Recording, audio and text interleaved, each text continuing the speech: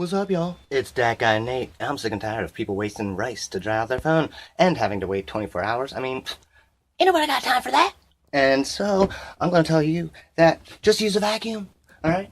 Like a shop vac or whatever, and then you concoct this little thing and set it up to your phone, and you just turn it on, right?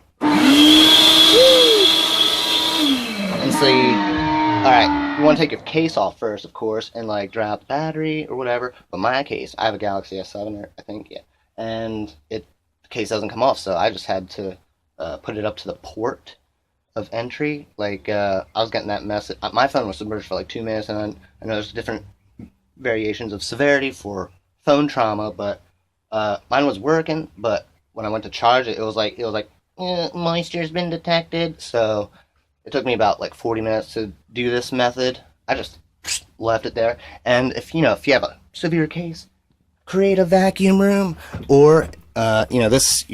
Even with like your house vacuum, you could just like narrow down the nozzle, get a little crafty, tape that to it to like narrow down the suction. And I didn't get all like technological and like try this on 28 different phones. No, I just this is what worked for me, and it's worked for others. And I feel like these and rice are what are they trying to do? They're trying to suck out the moisture. Well, guess what? Vacuums were made to suck. Know what I mean? Knowledge is power.